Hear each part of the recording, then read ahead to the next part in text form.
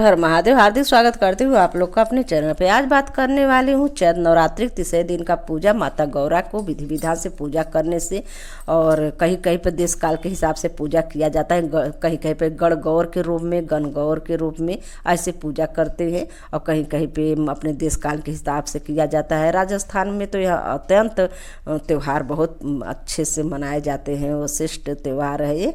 और इसके विधि विधान से माता गौरा को, पार्वती को गौरा का मिट्टी का बनाकर उससे पूजा किया जाता है।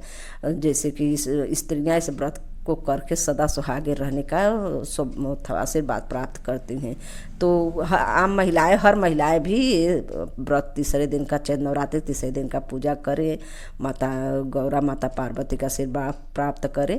इसमें कथा भी आता है, तो कथा मैं आप सुनाऊंगी। कथा में पूरी वो कथा जो है सुनेंगे तो पूरी जानकारी हो जाएगी आप लोग को। तो चलिए मैं शुरू करती हूँ। प्लीज़ मेरे चैनल बने रहे, मेरे चैनल सब्सक्राइब, वीडियो को लाइक कर दे। चलिए शुरू करती हूँ। शास्त्रों के अनुसार एक बार भगवान शिव पार्वती के साथ भूलोक में भ्रमण हेतु आए। चैत्र शुक्ल तृतीया के दिन पार्वती नदी के स्नान करने गई। वहां उन्होंने बालू से शिवलिंग बनाकर उनके भक्ति से पूजा की। यह पूजा उन्होंने एकांत में शिव जी से छिपकर की थी। फिर भी अंतर्यामी भगवान शिव ने उन्हें अटल सौभाग्य वरदान दिया, रहने का वरदान दिया। कुछ समय बाद वहाँ के गांव की अन्य स्त्रियां भी आई। उन्होंने भक्तिपूर्वक पार्वती जी की पूजा की।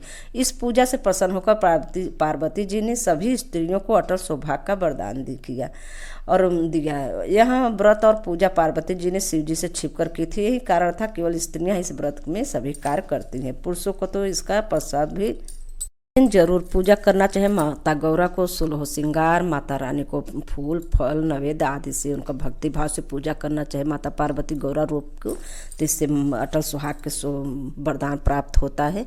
इसमें कथा आता है, कथा आप लोग को सुना दूँ। एक समय महादेव जी नारद जी के साथ देश भ्रमण कर निकले। साथ में पार्वती जी भी थी। चलते चलते तीनों एक गांव में पहुंचे। उस दिन चैत्र शुक्ल तृतीया थी। गांव वालों ने जब सुना कि भगवान शिव जी पार्वती सहित यहाँ पर पधारे, तब कुलीन स्त्रियां उनके पूजन के लिए सुंदर सुंदर स्वादिष्ट भोजन बनाने लगी। इसी तैयारी में उन्हें देर हो गई, किंतु निम्न वर्ग की स्त्रियां जैसे बैठी थी वैसे ही थालियों में हल्दी चावल रखकर दौड़ती हुई शिव पार्वती के पास पहुँच गई। पार्वती जी ने उनकी पूजा स्वीकार करके उनके ऊपर तमाम सुहागरस छिड़क दिया। वे अटल सौभाग्य प्राप्त कर लौट गई। इसके बाद वह उच्च कुल की नारियां सोलह श्रृंगार आभूषण से सजी हुई अनेक प्रकार के पकवान और पूजा की सामग्रियां सोने चांदी के थालों में सजाकर पूजन के लिए आई। उन्हें देखकर शिव जी ने कहा, हे पार्वती, तुमने तमाम सुहागरस तो साधारण स्त्रियों में बांट दिया, अब इन्हें क्या दोगी? पार्वती जी ने उत्तर दिया, आप इसकी चिंता न करें, उन्हें सिर्फ अपने पदार्थों में से बना रस दिया गया है, इसलिए उनका सुहाग धोती से ही रहेगा। परंतु इनको मैं अपनी अंगुली चीरकर अपने रक्त का सुहाग रस दूंगी। जिसकी मांग में यह सुहाग रस पड़ेगा वह मेरे समान ही तन मन से सौभाग्यवती होगी। जब स्त्रियां पूजन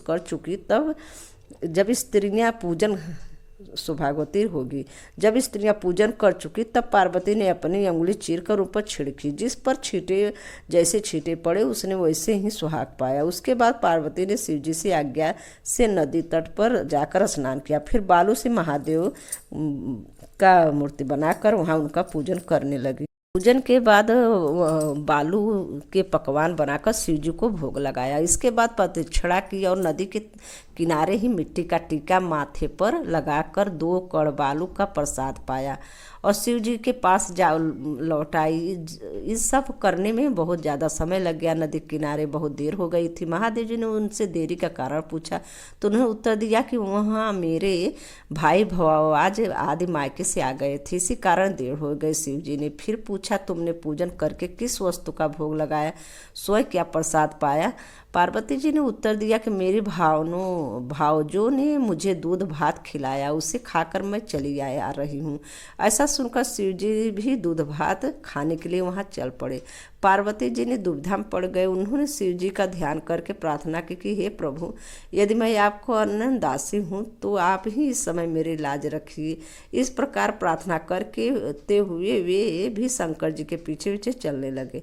अभी कुछ ही दूर चले थे कि उन्हें नदी किनारे एक सुंदर माया का महल दिखाई देने लगा। जब उस महल के भीतर पहुंचे तो वहाँ शिव जी के साले, सलहज आदि पर परिवार के सभी लोग वहाँ मौजूद थे। उन्होंने भाई बहनों का बड़े प्रेम से स्वागत किया। 2 दिन तक खूब मेहमानदारी होती रही। तीसरे दिन सवेरे पार्वती ने शिव जी से चलने के लिए कहा, किंतु वे तैयार न हुए। पार्वती जी रूठ कर चल दिए। तब शिव जी को उनका साथ देना ही पड़ा। नारद जी भी साथ हो गए। तीनों चलते चलते बहुत दूर निकल गए।